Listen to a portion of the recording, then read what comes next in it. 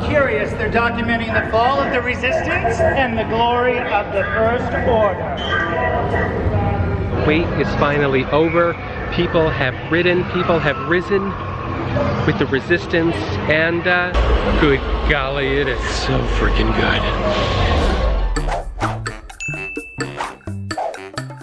Hey there, explorers. We are here bright and early this morning to get in our boarding group to ride Rise of the Resistance once more. As a ride, as an attraction, as an experience, Rise of the Resistance offers something that's, you know, sentimentally familiar, but at the same time breathtakingly refreshed and state-of-the-art. Imagineering promised us this. The most ambitious, the most immersive, the most advanced, high-energy attraction we've ever created. Is that what we got? Well, bluntly put, it's true. All of it. It's all true. After about 3 months of Galaxy's Edge in here in Orlando and the lackluster dedication ceremony the night before, I was curious as to how the rest of the ride was going to play out. I knew it was going to be great, but maybe I was feeling hints of second guessing. I think the only logical conclusion is that Disney has been pouring everything into this attraction. Everything else in Galaxy's Edge, however great or lackluster it is, has been getting the seconds. I think Rise of the Resistance is the reason why Galaxy's Edge exists. The whole land, while immersive and exciting in its own right, has lacked a certain purpose. The most ambitious, the most immersive. Disney's been saying these words a lot to describe the attraction. Heck, even I've been saying it a lot. These buzzwords got me and I think a lot of us excited, but what does it really even mean to be working on the most ambitious attraction? I mean, I know what it means, I've known what it means, but what does it mean in relation to a Disney attraction? So I looked a little closer at the definitions, just to see the keywords that Disney has chosen to really associate Rise of the Resistance with. The most ambitious. To be ambitious is to be eagerly desirous of achieving or obtaining success or a specific goal. To have a desire for achievement, for distinction. To be ambitious is to require exceptional effort and ability. It's hard to argue the ambition Imagineering had, not only with Rise, but Galaxy's Edge as a whole, to commit the funds, the time, the land, and the man-hours to bring a new chapter in the Star Wars universe to life had to be some kind of undertaking. This became ever true as construction finally began and we started to see the spires emerge and of course, the mammoth and massively enormous show building for Rise of the Resistance go up. We knew Disney was making a huge, arguably the largest possible investment into the park without actually building an additional gate. Galaxy's Edge was clearly a potentially huge gamble, especially if it didn't work. And Rise of the Resistance was going to be the pied de resistance of the entire thing. The ambition for Galaxy's Edge and Rise of the Resistance especially was evident throughout its entire creation. The most immersive.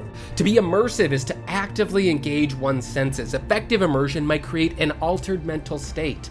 Immersion is to actively occupy most of one's time, attention, or energy. Immersive, the word now a staple of the theme park phraseology, seemed to really enter into the fold after the Wizarding World of Harry Potter debuted in 2010. Even though Animal Kingdom's been doing it since 1998, but whatever. And since then, it's been a battle between the parks for true immersive dominance in land and attraction. A battle that took us to fully realized worlds of Pandora, Cars Land, and has brought us today to Galaxy's Edge, which arguably is and is going to rule them all. Immersion is now the name of the game, and Galaxy's Edge has set the bar extremely high, even before the most immersive thing about it was open. And now, it's open, and we really are finally seeing what Galaxy's Edge has been about. And it's been about Rise of the Resistance. The most advanced. To be advanced is to be more enlightened, more forward, more ahead, further along in progress and complexity and knowledge and skill than the standardized, the established, or the traditional. We were told that this ride was going to combine multiple ride systems to create something the likes of which Disney parks in the world had never seen before. It's part dark ride, it's part simulator, it's part drop ride, it's fully spectacle, and a testament to the progress of current theme park technology. You're going to be hard-pressed to find something more intricate and complex than the fusion Imagineers have achieved with Rise of the Resistance. The most high-energy attraction we've ever created.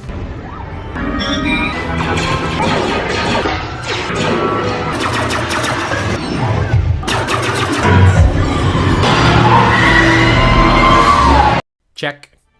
For the last 4 years, we've been foretold of something fantastic, something fresh yet recognizable, and basically, something overwhelming.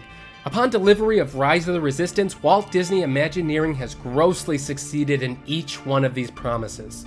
It was evident to me well before it was my turn to pass behind the Sapphire Falls and enter into the secret Resistance base to begin my own personal adventure.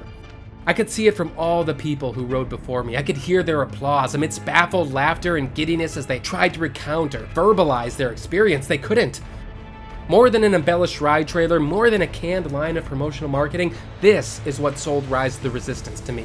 The joy around the Resistance base was and is unmistakable. We've been long anticipating this one, and yet the wait is over. Many bodies have ridden and many voices have spoken. Rise of the Resistance is a phenomenal attraction. We love it. We love it. But why? And that answer may be different for other people, but I'm going to tell you 3 reasons why I love Rise of the Resistance. I'm going to give you my top 3 favorite things about the brand new Disney World attraction, Rise of the Resistance. Starting with number 1. The audio animatronics are phenomenal. The hallmark of any good attraction for me is always going to be its audio animatronics. How many? How fluid and lifelike are they? How well are they utilized? If I were to give you a top 10 list of my favorite Disney rides and attractions with just a couple of exceptions, they would all feature audio animatronics. I can't think of an innovation or improvement to new attractions that could excite me more than a good audio animatronic. Since the days of Walt Disney himself, audio animatronics have been an important medium in the stories that Disney crafts. Audio animatronics takes the art of film, of acting, of theater, and combines it all into one perfect presentation every single time you see it. Bringing things like bears and raccoons, dwarves and presidents, cars and intergalactic lounge singers to wondrous life in believable and meaningful ways. Rise of the Resistance has audio animatronics, a lot of them, brand new models even, and each one of them is incorporated in a thrilling and exciting way. Some you spend a good chunk of time with, and others go by quite quickly. I mean, I didn't even notice the Finn and Nine Nub animatronics until my second ride through. There's so much to take in this attraction that you probably are going to miss parts, even the most impressive parts. It's the fusion of the art with a high energy, and it creates something truly magical, almost more believable. Rise of the Resistance has some of the best audio animatronics that I've ever seen. They move so fluidly, so effectively. Every Kylo Ren animatronic has such a theatricality to it. The way he spins on the bridge, and the way he's almost knocked to his feet as the walls explode into the spacey abyss. But the best, the greatest audio animatronic of the entire attraction, and maybe even my favorite audio animatronic from now on and forever, I'm not committing to that yet, by the way, but it's the audio animatronic you get to spend the most time with. That tronic in question, of course, is none other than good old Lieutenant Beck. Of all of the audio animatronics featured in this experience, Lieutenant Beck is easily the most impressive. For about 3 minutes of ride time, Beck is the center of your attention, and boy is he captivating. He's up close and personal, and he feels close enough to touch, but don't do that, that's just tacky. Really though, all he's doing is just sitting in a chair, piloting the shuttle transport and giving you some expository narrative for the Bakar mission we never really get to complete. The motion simulator aspect of this sequence is truly impressive in its own right. I've taken a glance at the rear of the shuttle, which surely accentuates the liftoff and capture experience, but honestly, since these touches are competing with Lieutenant Beck, I don't think I'm ever gonna get a good look at what's going on back there. I've heard some critique the animatronics not being as impressive as the latest Navi Shaman in Pandora, which is seemingly able to enunciate and articulate the syllables in the song she sings, and Beck is kind of stuck with the simple Muppet jaw open-close movement we've seen before. To that I say, watch the movies. No Mon Calamari ever has enunciated with its lips. Beck is the screen-accurate real deal. I think it's the most impressive thing about the entire attraction for me, and honestly, I'd argue he's more emotive and expressive than anything that's actually made it on screen in a Star Wars movie. You feel his diligence as he goes through the normal systems check with Nine Num. You feel his pride and his purpose as he enrolls us new recruits for the Resistance, and you feel his trepidation and anxiety as the First Order takes control of the ship. I love how for the entire duration of this sequence, his attention is believably split from piloting the ship to acquainting himself to his passengers and checking the rear view through the backside window, all while being genuinely concerned. There is so much going on in this ride, but I ride this ride for Beck. One of my maybe nitpicks about this ride, and that's really the only thing anyone can do with this ride, is nitpick. The moment you enter into the Star Destroyer hangar is one of the most goose-pimply moments of the entire experience. You really get a sense of the scope as the experience becomes real and you are facing down the might of the First Order via nearly 50 stormtroopers right in front of you. It's a quick moment, a breathtaking moment, and thankfully, much like the Millennium Falcon, the queue allows you a moment to explore it and take it all in. It's great, but I was hoping for some more movement here. The animatronic buff in me quickly surveyed the room and could see only a handful of them moving. This made the ones that stood still all the more obvious. Even minor movements like breathing, swaying, having them adjust their blasters would have elevated this already breathtakingly jaw-dropping moment into something completely euphoric. I'd also make the same case about the ride portion as well. Everything was impressive, of course, but I couldn't shake the feeling that we were riding in the abandoned underbelly of the Star Destroyer. And even when we were on the bridge, it's just Kylo and Hux, and there's no other First Order admirals or officers or Grand Moffs. Even just some bodies swiveling in chairs would have added even more life to the scene and would have given the Star Destroyer a busier, more occupied feeling. Who's Hux even talking to? I don't know, I'm just complaining now, sorry. Just add these little touches and boom, Owen's your uncle. Again, these are just nitpicks, because if I have to be objective about something, that's the only place I can think of. But seriously, the audio animatronics that we have here are some of the best we've ever seen. All of the audio animatronics in Rise of the Resistance are phenomenal, but they're merely only characters in the experience. And now it's time to set the stage, if you will. And that brings us to reason number 2. Number 2, the transitions are phenomenal. There is nothing quite like a Star Wars transition. Like Imagineering itself, a Star Wars transition takes what should be a simple cut and makes it different and unique enough so that even a scene change can be incredibly exciting. Sometimes it's to direct our attention to specific parts of the screen more pinpointedly, and sometimes it's just fun looking, adding almost a comic book-like aesthetic to the changing of a sequence. When Disney sold the story of Rise of the Resistance as a 15, 18, 20-minute ride attraction, I think a lot of us were hoping that that meant it would be 15 minutes from the time we were pulling on the yellow strap to the time we were disembarking the ride vehicle. I was one of those who were hoping for this part to be true, but what we ended up getting was a collection of different scenes and sequences that put into a normal attraction like we're used to would be like a combination of queue, pre-show, and actual ride elements.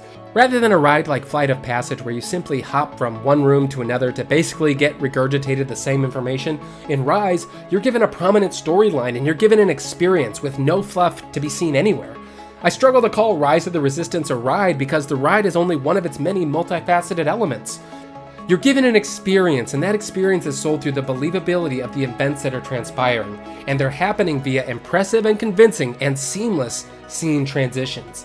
The transition from the queue to the briefing room is the first of many of these ultimate moments. It feels like you're in line and then suddenly you're not. Immediately thrust into the adventure. From there, the doors whoosh open to Poe Dameron's X-Wing and your ITS shuttle. This is a jaw-dropping moment to begin with, but the transition keeps things moving. You barely have a second to take in the charm of BB-8 just dinking around on the X-Wing. Plus, you have the cast members there to sell and heighten the excitement. Trapped in an interrogation room, there are no doors save for the one you were just locked in from. How are we going to get out of there was a thought that quickly crossed my mind. Luckily, the Resistance was already on it. There's no way to anticipate what was about to happen. The door literally opens out of nowhere into the next scene. And then when the ride actually begins, the pushback as our vehicles turn out of a small hiding place and you get your first on-ride look at the real scope and the labyrinth of the destroyer we're attempting to escape. That's a moment. Or when you're speeding away from a blasting stormtrooper only to find yourself in a massive AT-AT holding room, hiding from the shootout only to be rocketed up to another story, another vantage point of the huge room. It's like entering the pirate battle scene times 10. And there's a dozen more transitions like this. All of these transitions work flawlessly and they aid in keeping the entire experience a harmonious one with perfect timing, with perfect precision, and authenticity. There are so many great transitional moments within this experience, but there's one moment in particular that blew me away. You probably already know which one I'm getting at. This is the split-second moment where I forgot I was on a ride, the split-second moment I suspended disbelief and I was fully enveloped into the story. I'm a seasoned Disney veteran. I know how lines and pre-shows and cues work. I'm conditioned, almost as a reflex, to anticipate what's coming next. That didn't happen here. You go through pre-show scenes. You don't come back out the same way you came. That's where the rest of the line is, right? Well, not this time. Not on Rise of the Resistance. That moment when the shuttle door I wasn't expecting to opened, that moment when the fantastical thing we just did in outer space was basically confirmed, that moment when I, someone who usually can figure out how things are working together, was left thunderstruck and astounded, that moment was much bigger for me than the gigantic hangar we were about to step into. Because that transition, that was magic. Rise of the Resistance has transitions that rival any other Disney experience I can think of, any ride, any Star Wars movie. It's something special that I think Rise of the Resistance stands unique with. So that brings us to our third, number one reason why Rise of the Resistance is the best. Number 3, the level of immersion, the little details that make big impacts. Immersion, there's that word again. Here's what I mean. There's a difference between watching a movie and riding a ride. When you watch a movie, you're seeing the screen, you're seeing the special effects, you register them all subconsciously and you let it slide. But in 3 dimensions, it's much more of a challenge. In 3 dimensions, it takes a whole lot more effort for you to suspend that disbelief. It sounds cliche, but Rise literally puts you in a Star Wars. It feels real because everything from the cast members to the beeping sounds you hear on the other side of the ride have all been addressed with such loving and meticulous detail. One of my favorite touches is in the interrogation room. If the first reason about audio-animatronics gave you any indication, you can probably safely guess my opinion on attractions that opt to work with screens rather than physical sets. But in case it didn't, my feelings generally lean negative. Disney has yet to create a bad screen-based attraction, but I would always choose more animatronics, more physical sets over another screen. Rise of the Resistance, honestly, has a lot of screens, but for the first time ever, I wasn't as annoyed by it. You enter into the interrogation room and there you are. The lighting is already stunning as hues of white and red spread evenly over the space. You see a stormtrooper above you, and then Hux, and then Kylo, and deep down, you know you're looking at a screen, but there's something different and you're buying it more than you normally would. It wasn't until I was on my second ride that I noticed these characters on a supposed screen are projecting shadows? How is that possible if they're just screen projected images? That little touch has a big impact, even if you don't realize it. On Rise of the Resistance, screens and projections are more alive than they have ever been before. In almost every case, they're interacting with the 3-dimensional environments around them. The rest of the attraction is just an onslaught of these touches, literally perfect staging, scenes and sound design coupled with non-stop in-your-face action. Touches like the way the cinematic music dips to a low, looming, sinister volume as you enter into the hangar and observe the statuesque stormtroopers. How the ship in a battle actually takes on damage. There's machinery exposed and sparks are flying everywhere.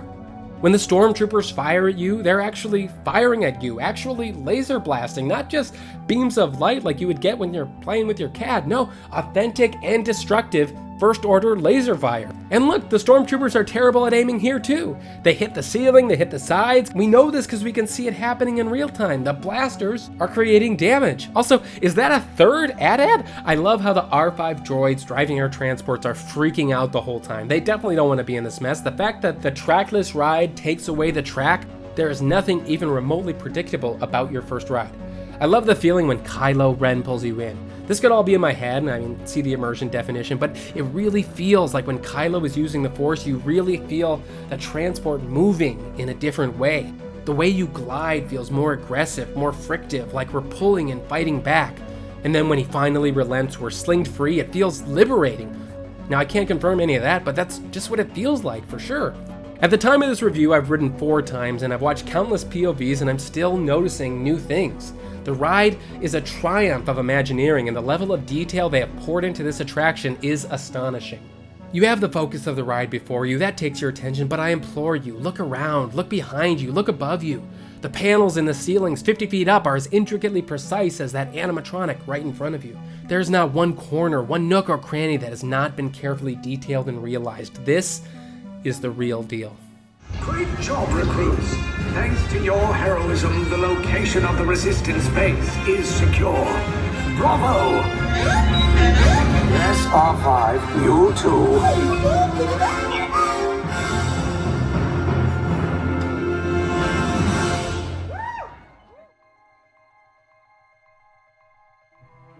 On December 5th, around 12:30, I was driving home. I had been awake since the early morning hours to ensure a ride on the opening day of Rise of the Resistance. What a morning it had been, and exhausted at a stoplight, I noticed a glow in the sky. A huge fireball, it looked like. It took a moment before I realized it was a literal rocket ship. A SpaceX rocket, apparently, delivering supplies to the International Space Station. And for the second time that day, I was filled with wonder. Space travel. Such a spectacular thing on display in the heavens before me. Glimpses of fantasy in the real world, and as I looked up in awe at that speeding vessel breaking the atmosphere, I couldn't help but think, I did that today. That's immersion. Then the guy behind me honked his horn and the light was green and I had to go. Rise of the Resistance is the best ride in Walt Disney World. Is it my favorite? Well, no. But I will say this, Rise of the Resistance in only so many days has already become an attraction that only gets better with time and with thought, and who knows where it could go. This ride is going to be a hallmark in the same way that we praise Tiki Room for being the first audio-animatronic attraction, or the way we cite Matterhorn bobsleds as being the first steel roller coaster. 50 years from now, when Rise of the Resistance is the same age as Baby Yoda, if it's still here at all, we're going to remember this moment as the beginning of the future of Disney theme parks. And all indications suggest it's only going to get better. So in conclusion, get here as early as you need to, wait as long as you have to, get here to Hollywood Studios, make sure you do what it takes to get on this ride because it's completely amazing. Disneylanders, you guys got a little bit longer to wait, but it opens by you January 17th, so make sure that you're there for that. As for me, well, my boarding group just called, so I'm gonna get on that. Like I said, this is where all future rides are heading, right here. This is the way. Until next time, we'll see you in the happy place. Bye.